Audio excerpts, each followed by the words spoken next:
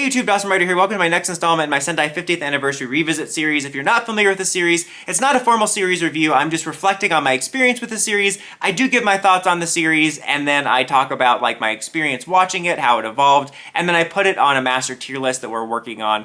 This video is going to be about Gaoranger. Now this is going to be the last, what I'm going to call boring one, in terms of I don't have as much to say about this series as compared to other series in the past. You know, Gaoranger through like Gaoranger was a pretty good period of time where it was a unique experience.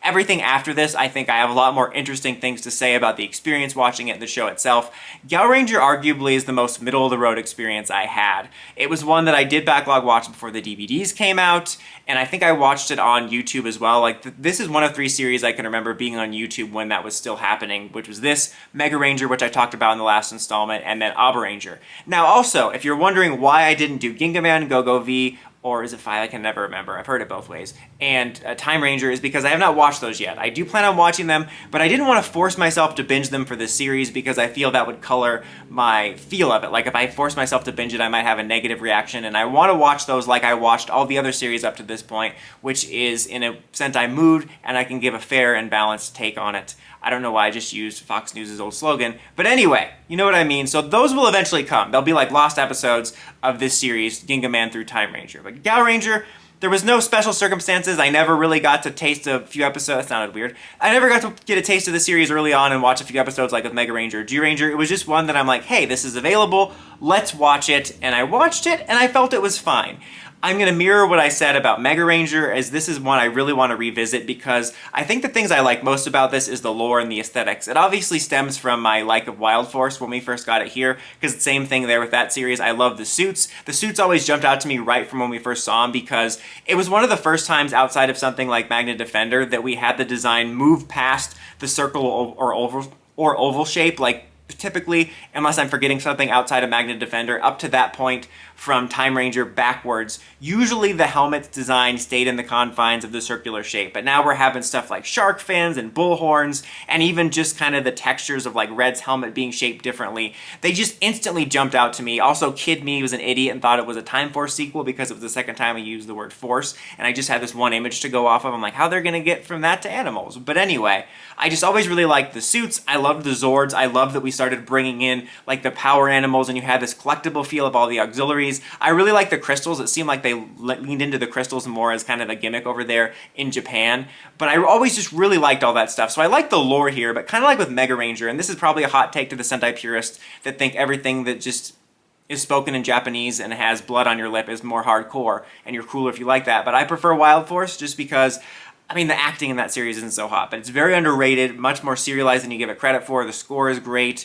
And also, I think it's the Master Orc storyline that really sets that series apart for me. I think that was a standout that made me prefer Wild Force, especially since in a series, both for Sentai and PR, where they're so often afraid to have an irredeemable human villain, that we had probably the darkest backstory and resolution for what was once a human character. I think that set the series apart, and I like the vibes a little bit better. Oddly enough, when I watched it, though, that was before I did my Wild Force rewatch that made Wild Force one of my favorites. But just in general, I felt that I preferred Wild Force more, even though I was enjoying what I was seeing.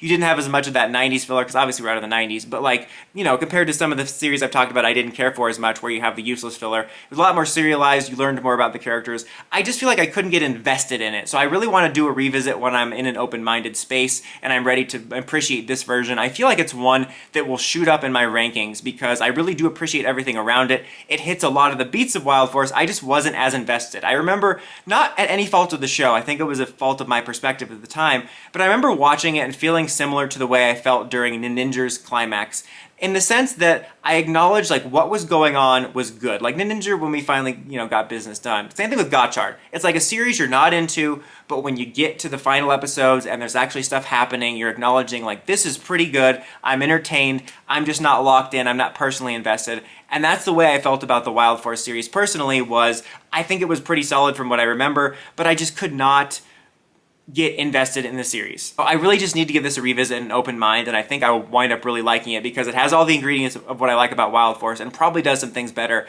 I just don't remember it that well, but I will say that I really love what it brought in terms of auxiliary Zords. Probably a blessing and a curse, because this was kind of the era, kind of like with Decade and Double, sort of snowballing us into the era of collectible gimmicks and basically needing DLC for your rider belt. This is when we started to get more toys. You know, prior to this, at least from my perception as a PR fan, you know, Time Force going backwards to mmpr, it was pretty basic. You know, you had your few Megazords, your Morphers and stuff, but this is when we started to get into that era of opening up auxiliaries, opening up with gimmicks, and I thought that was really fun at the time, and I still do like appreciate that. But when you become a collector and you get the minutia of it and then them cashing in on it, you do have that negative aspect. But I really liked that at the time, introducing us to kind of this more wider range of things that you could get out of it with auxiliaries and different options and stuff like that. But it's just funny seeing how this is kind of where the snowball effect started for that. But what are your thoughts on Gaoranger? Let me know in the comments. For me personally, I'm gonna have to put this in the C tier. It probably belongs on something like the B tier, maybe A tier for some people, but for my experience, it's gonna be a C tier one. But it's one that I expect to shoot up in the rankings